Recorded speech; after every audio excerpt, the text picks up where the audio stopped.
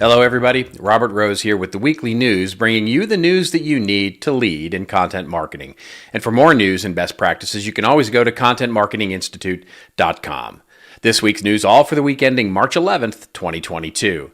One item in the news this week, and it comes from a new study on the state of influencer marketing in 2022.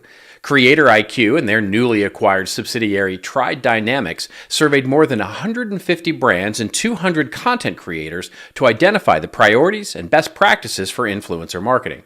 The headline? Well, the headline is how many of us marketers are really relying on content creators and the creator economy to fuel our marketing efforts.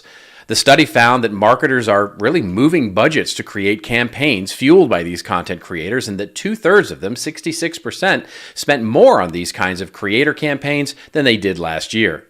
One of the more interesting facts of the study was how many brands felt they had inadequate resources to fully explore the approach to marketing in this way. Again, the number 66% emerges as the number of brands interviewed that felt that they didn't have the right number of people or resources to really appropriately address creator and influencer-based marketing. And 59% reported not having enough money. This sounds very eerily similar to the early days of content marketing, which, interestingly, could be part of the challenge here. Are we trying to build another siloed approach, different approach, content marketing, influencer marketing, for what is really just a part of an overall marketing mix? But the most interesting finding was the challenge to retain influencers. That's a really interesting finding because, for the most part, it feels like these content creators are not interested in exclusivity, nor are they looking to be tamed by these brands. 58% of the brands counted retention of content creators and influencers to be among the three most important aspects of their program. And 63% of the brands said that retention of creator influencers was currently somewhat or very challenging.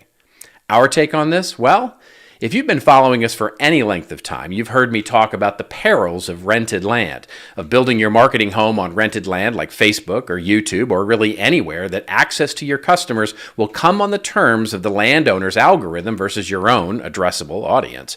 With influencers and content creators, we need to remember that you're still renting.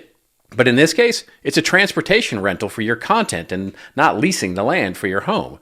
Working with influencers and content creators can be an incredibly powerful way to leverage their audience and become aware of your brand, or to leverage their reputation and brand to build credibility and trust into your approach or loyalty to your particular product or service. But remember, it is a rental.